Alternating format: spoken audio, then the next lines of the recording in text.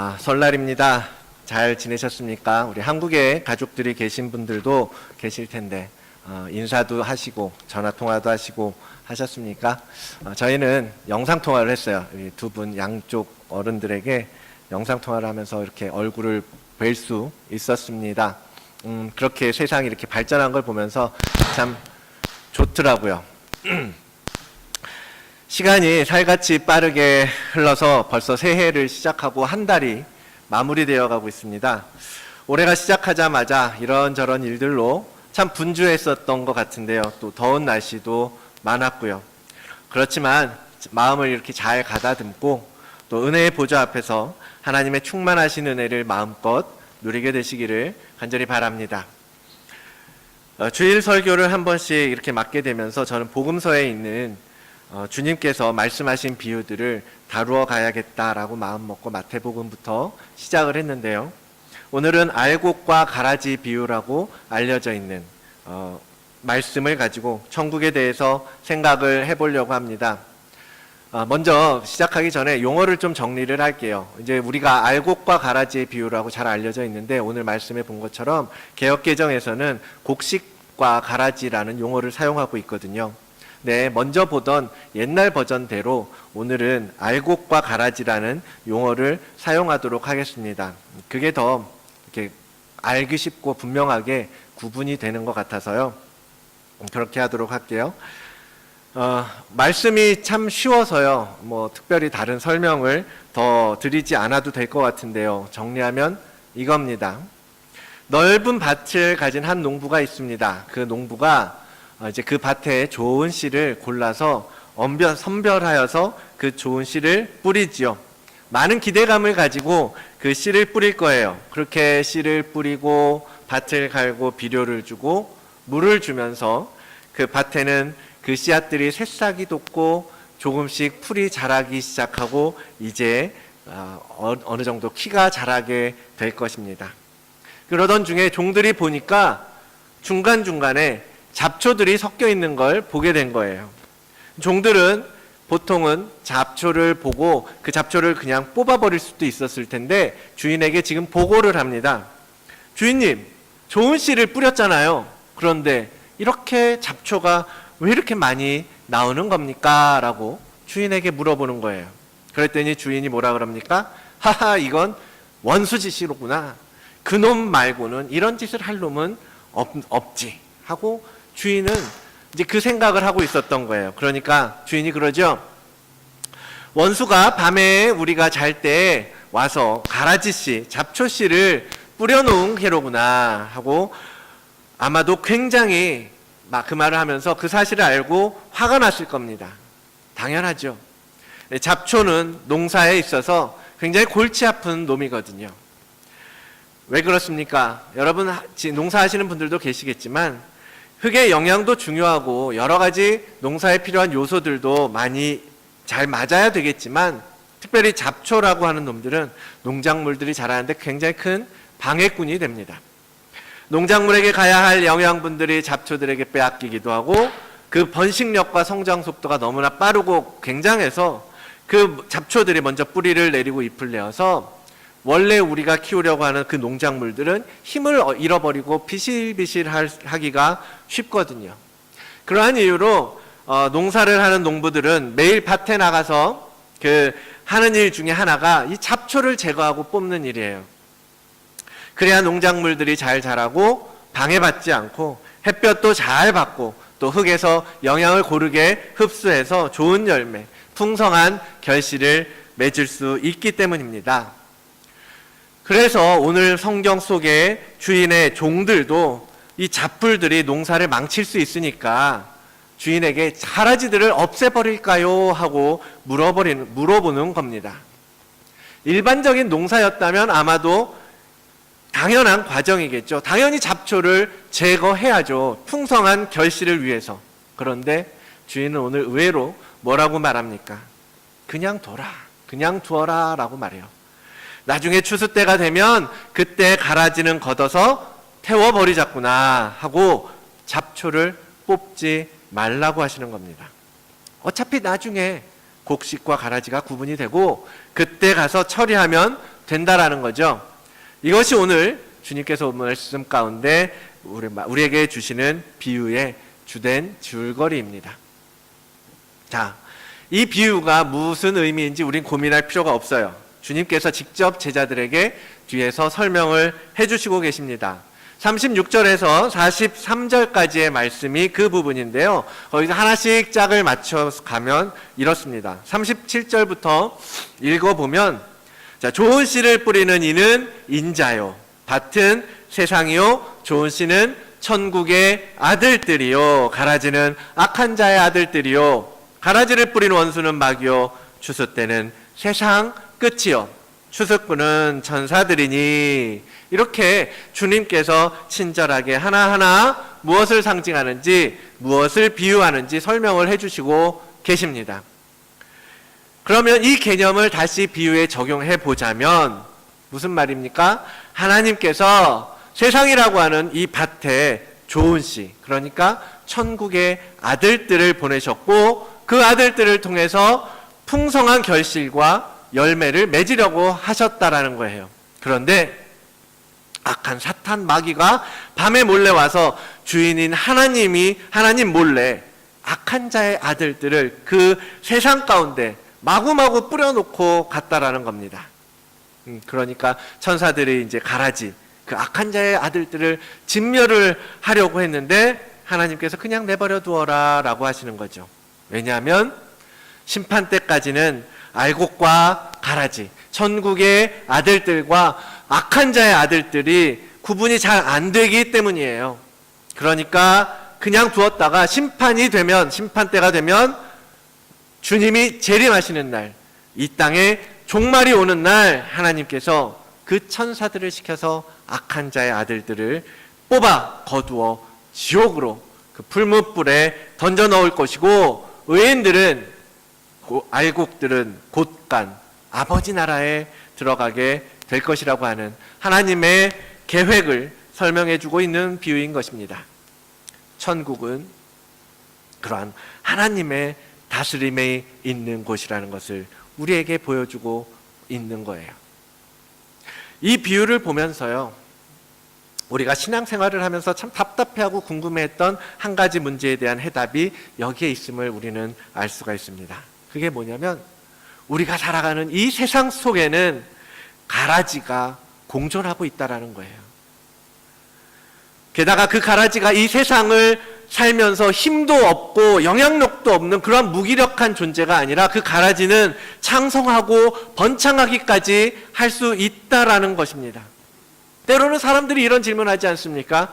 도대체 열심히 신앙생활을 하고 있는 내게는 이렇게 고난과 힘겨운 역경이 계속되고, 저 못된 사람들은 떵떵거리면서 큰 소리치면서 살고 있는 것입니까? 주님, 왜 이렇습니까? 뭡니까 이게? 그렇게 어필하는 분들 여러분 들어보신 적 없습니까?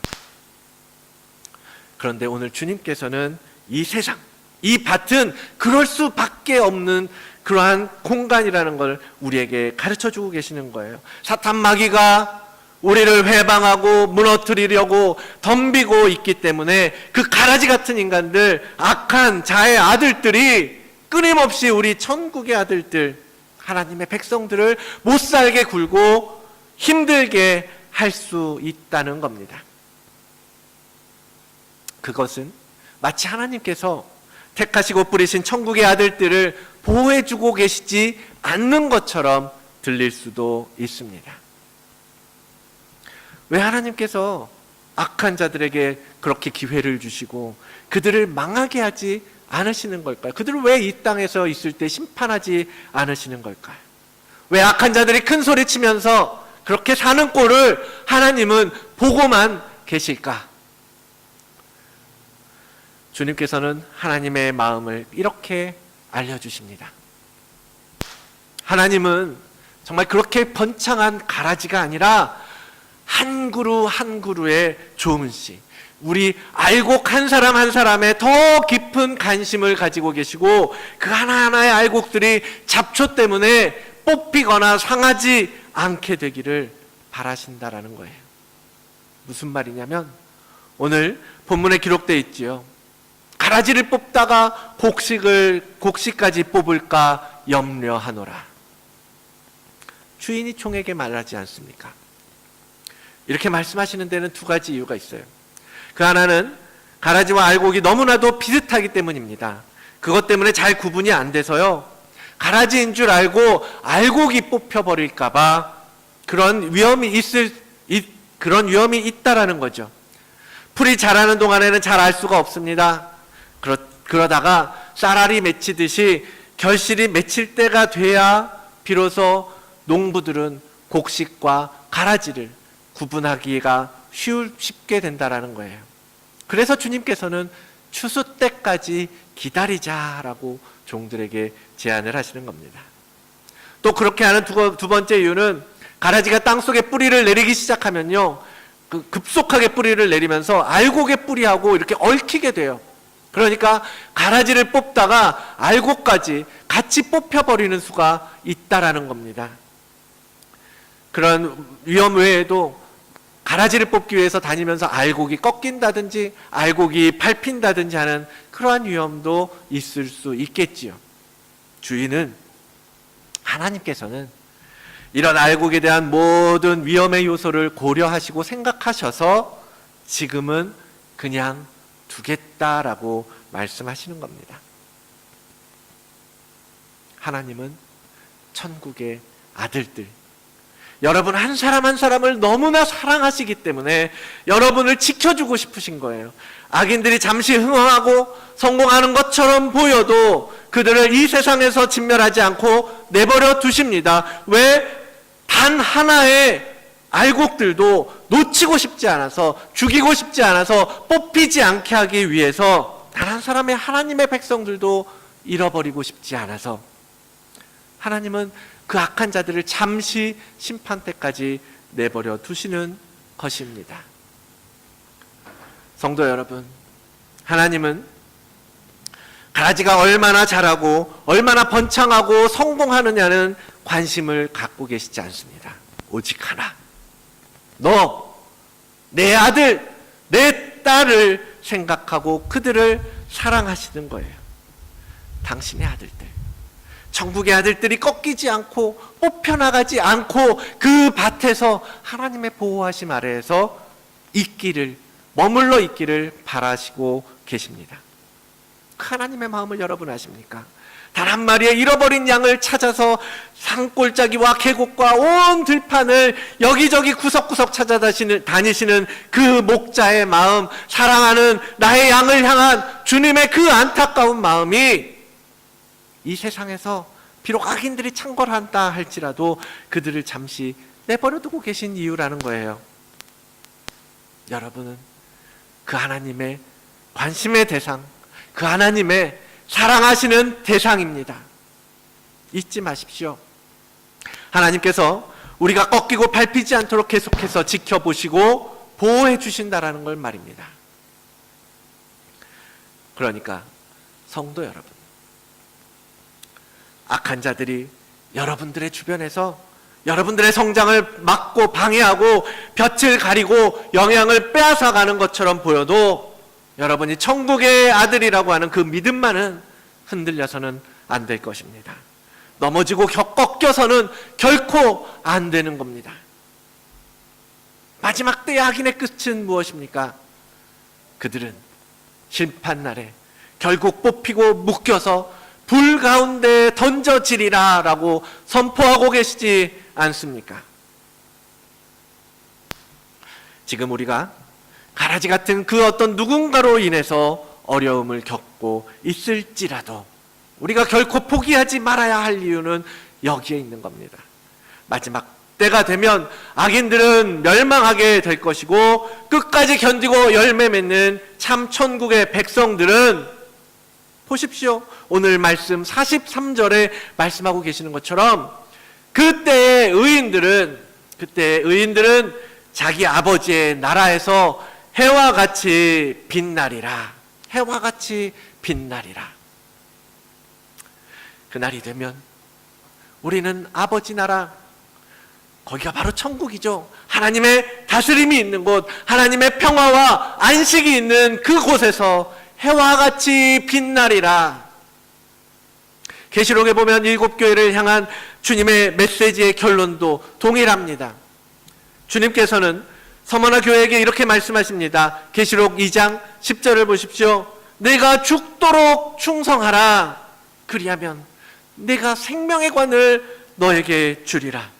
옛날 버전은 이렇게 써 있잖아요. 생명의 면류관을 너에게 주리라. 그렇게 번역되어 있습니다. 또 빌라델비아 교회에는 이렇게 말씀하십니다. 계시록 3장 12절. 이기는 자는 내 하나님 성전의 기둥이 되게 하리니 그가 결코 다시 나가지 아니하리라. 또 라오디게아 교회는 이렇게 말씀하십니다. 3장 21절.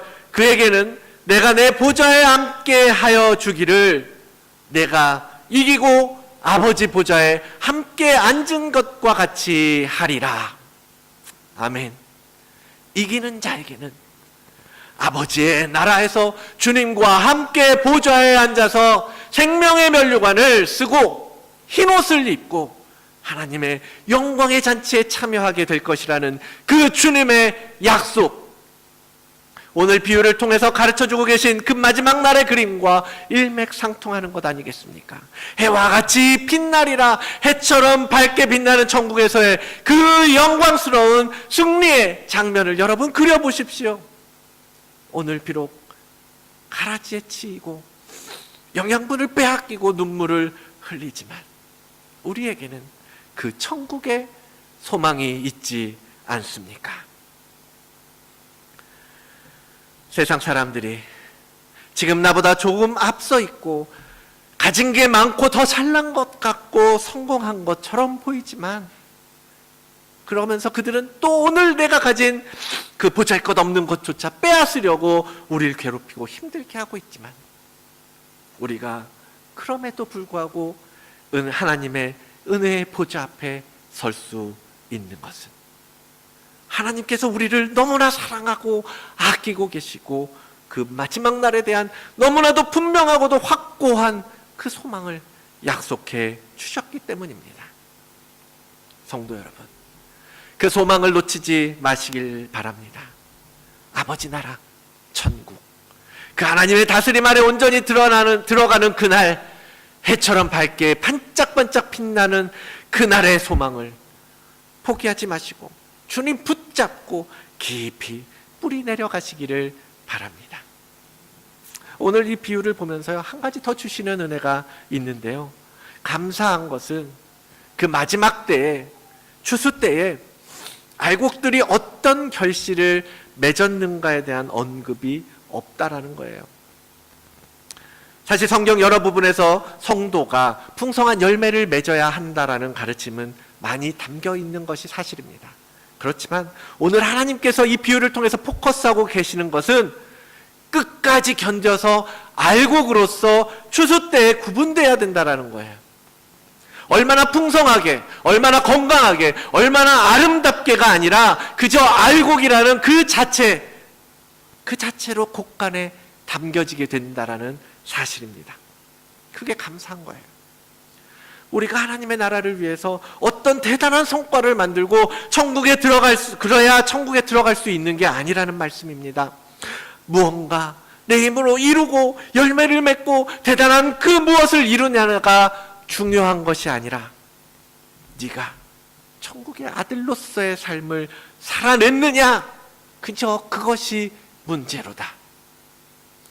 실제로 많은 사람들이 어떤 성과, 성공을 만들기 위해서 노력하고 애를 쓰는 것을 우리는 많이 봅니다. 그러나 그것보다 중요한 건 어느 줄에 서 있느냐라는 거예요.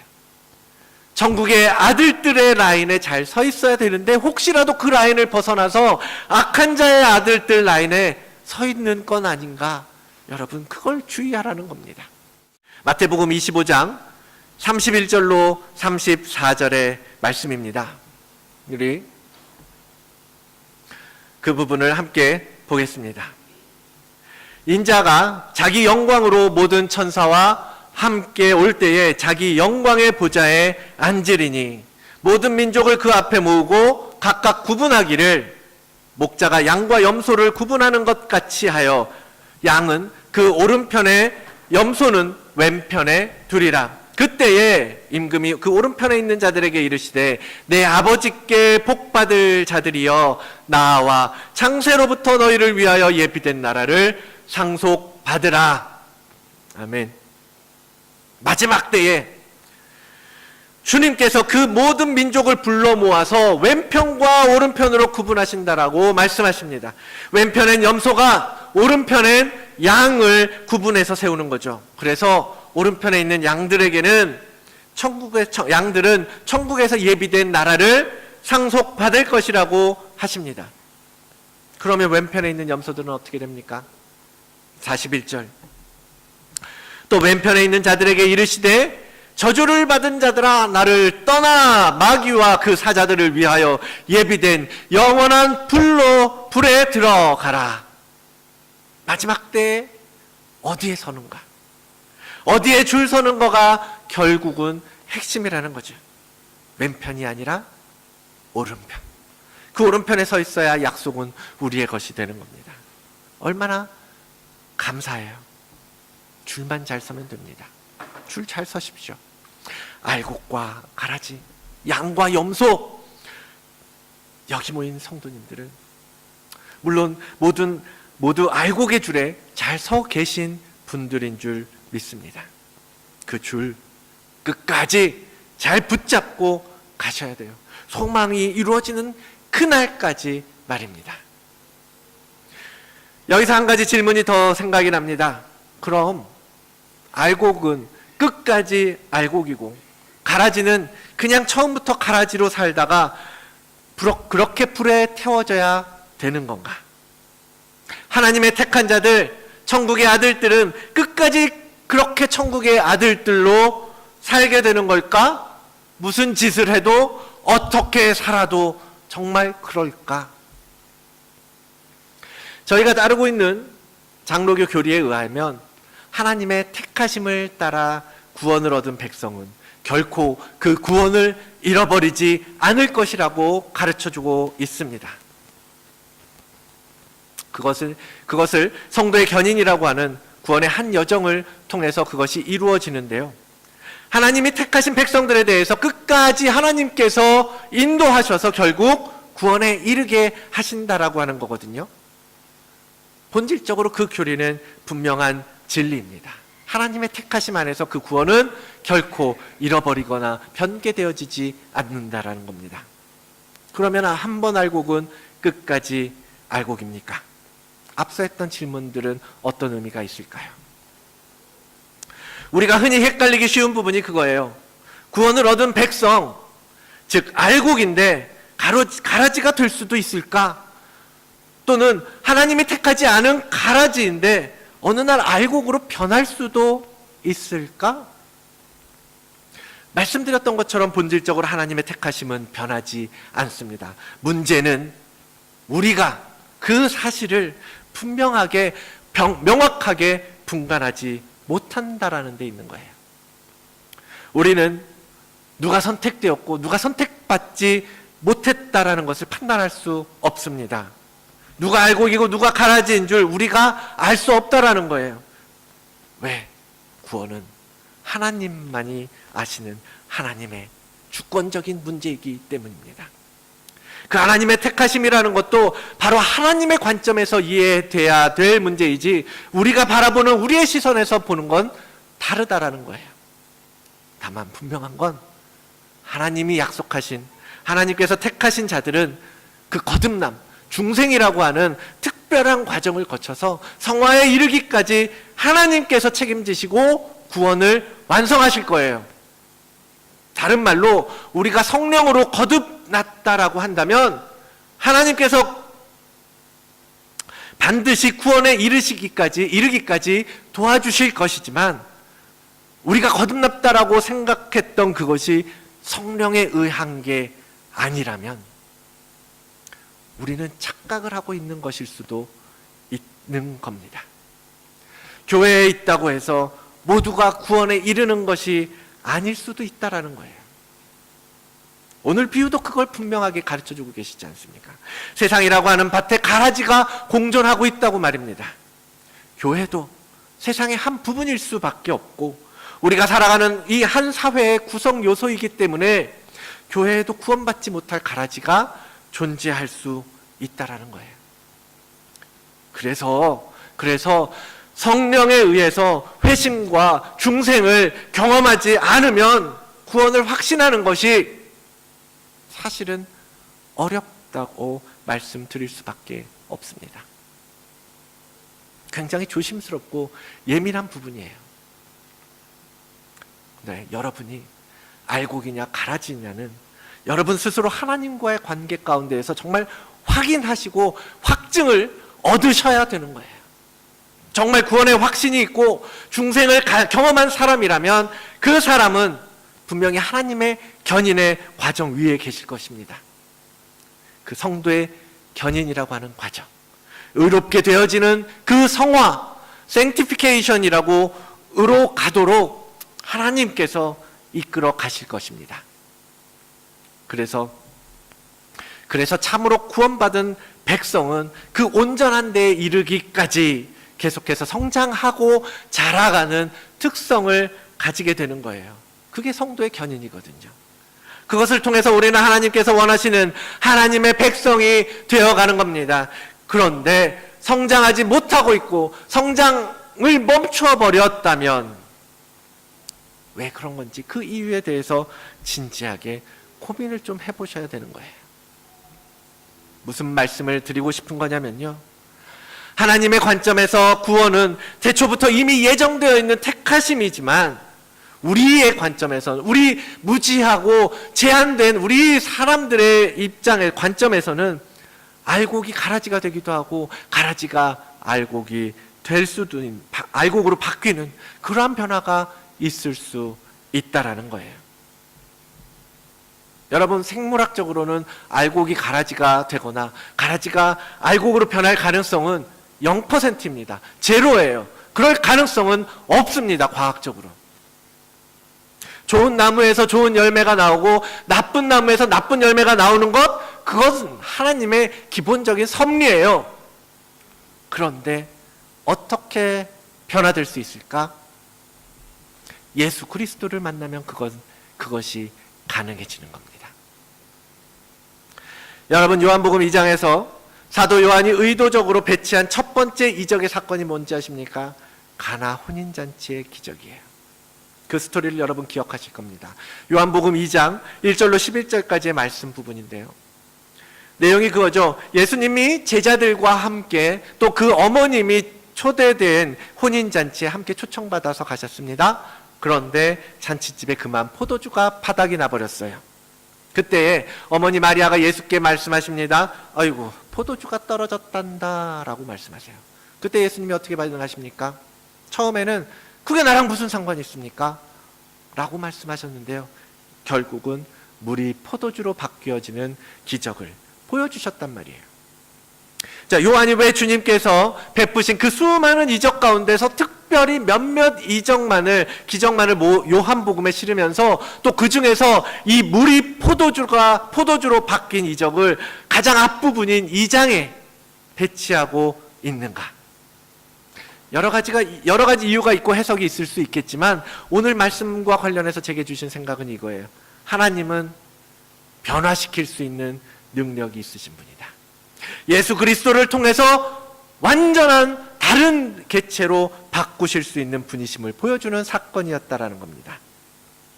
아시다시피 물과 포도주는 전혀 비슷한 액체가 아닙니다.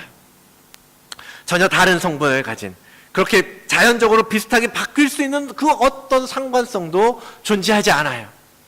그런데 말씀으로 물을 포도주로 바꾸셨다.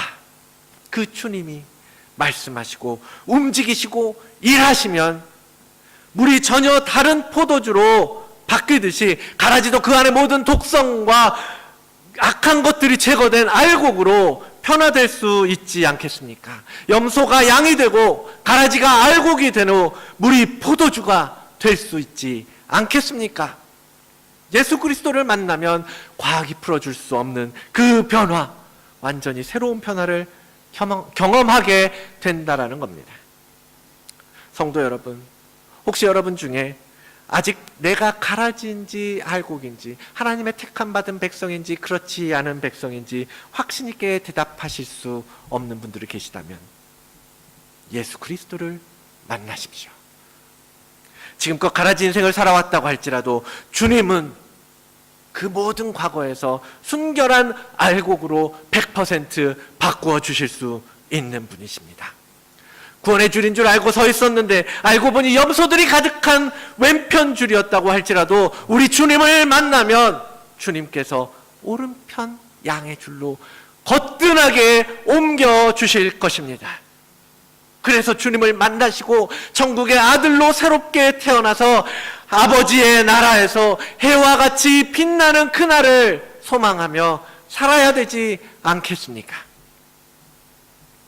오늘 이 비유는 얼핏 보면 기운 빠지는 이야기처럼 들릴지도 모릅니다.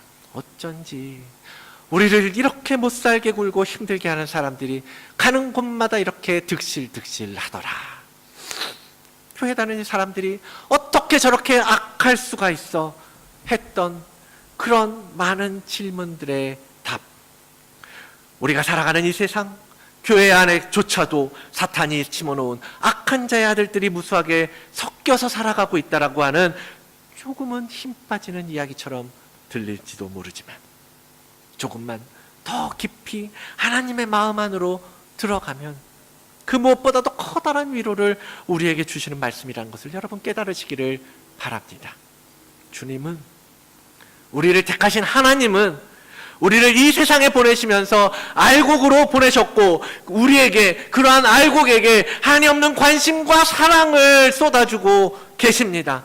우리가 무언가 공로를 하지 않아도 그 큰 성공을 만들어낼 수 없을지라도 그저 그리스도 안에 머물러 있는 것만으로도 우리를 기뻐하시고 우리로 아버지의 나라에서 그렇게 밝게 빛나도록 초청해 주고 계십니다.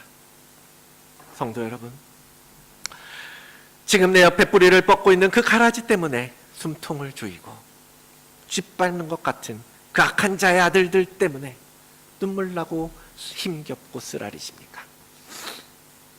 하늘아버지께서 우리에게 약속하신 소망, 천국의 아들들에게 부여하신 그 기가 막힌 천국의 삶을 결코 포기하지 마시고 꼭 붙잡고 계시기를 바랍니다. 그리고 또한 아직도 내가 염소인지 양인지 알곡인지 가라지인지 확신 없는 분들 계시다면 예수 그리스도를 만나시기를 간절히 바라고 소망하시면서 기도해 보십시오. 얼마든지 우리를 바꾸어내시고 변화시키셔서 참된 천국의 아들로 우리를 인도하시는 주님께서 악한 자의 아들로 매어있던 모든 줄을 끊으시고 우리를 온전케 하사 천국을 소유할 수 있는 권리를 회복시키시고 아버지의 나라로 우리를 이끌어 가실 것입니다. 믿음으로 주님을 구하며 올해 은혜의 보좌로 나아오시는 우리의 모든 성도님들 되시기를 주의 이름으로 축원드립니다. 아멘. 기도하고 마치겠습니다.